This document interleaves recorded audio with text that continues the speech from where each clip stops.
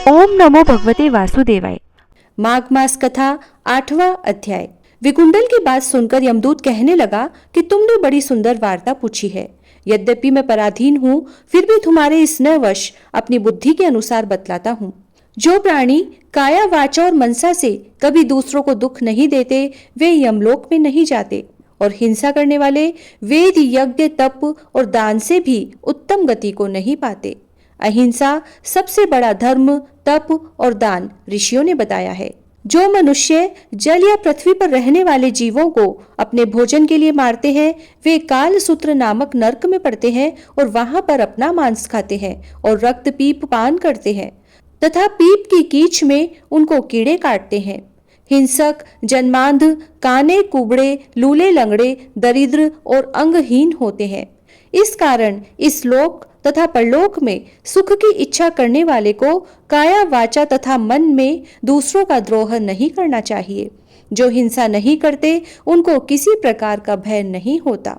जिस प्रकार सीधी और टेढ़ी दोनों प्रकार की बहने वाली नदियां समुद्र में मिल जाती है, वैसे ही सब धर्म अहिंसा में प्रवेश कर जाते हैं।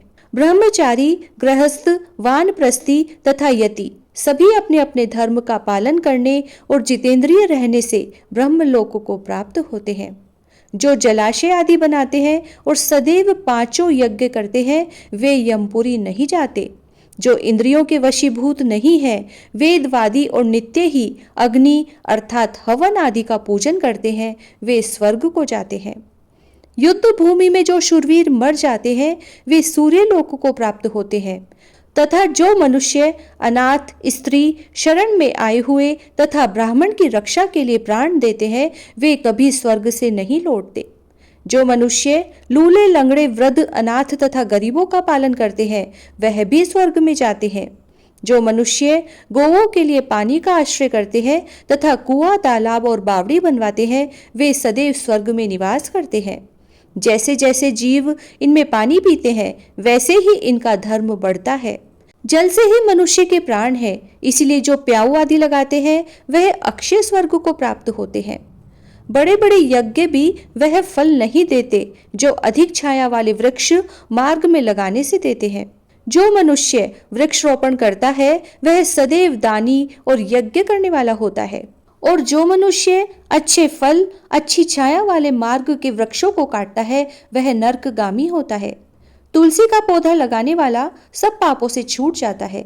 जिस घर में तुलसी वन है, वह घर तीर्थ के समान है और उस घर में कभी यमदूत नहीं जाते। तुलसी की सुगंध से पितरों का चित्त आनंदित हो जाता है और वे विमान में बैठकर विष्णु लोक को जाते हैं। नर्मदा नदी का दर्शन, गंगा का स्नान और तुलसी दल का एक स्पर्श, यह सब बराबर बराबर फल देने वाले हैं। हर एक द्वादशी को ब्रह्मा भी तुलसी का पूजन करते हैं। रत्न, सोना, फूल तथा मोती की माला के दान का इतना पुण्य नहीं जितना तुलसी की माला के दान का है। जो फल आम के 1000 और पीपल के 100 वृक्षों को लगाने से होता है, वह तुलसी के एक पौधे को लगाने से होता है। पुष्कर आदि तीर्थ, गंगा आदि नदी, वासुदेव आदि देवता सभी तुलसी में वास करते हैं। और जो मनुष्य एक बार, 2 या 3 बार रेवा नदी से उत्पन्न शिव मूर्ति की पूजा करता है अथवा स्फुटिक रत्न के पत्थर से अपने आप निकले हुए तीर्थ में, पर्वत या वन में रखी हुई शिव की मूर्ति की पूजा करता है और सदैव ओम नमः शिवाय मंत्र का जाप करता है, वह यमलोक की कथा भी नहीं सुनता। प्रसंग, शत्रुता, अभिमान से शिव पूजा के समान पापों को नष्ट करने वाला तथा कीर्ति देने वाला 3 लोक में और कोई काम नहीं है। जो शिवालय स्थापित करते हैं, वे शिवलोक में जाते हैं। ब्रह्मा, विष्णु तथा शिव का मंदिर बनाकर मनुष्य बैकुंठवासी होता है। जो भगवान की पूजा के लिए फूलों का बाग लगाते हैं, वे धन्य हैं। और जो मनुष्य माता पिता, देवता और अतिथियों का सदैव पूजन करते हैं, वे ब्रह्मलोक को प्राप्त होते हैं। माघ मास महात्म का 8वां अध्याय समाप्त। जय श्री राधे।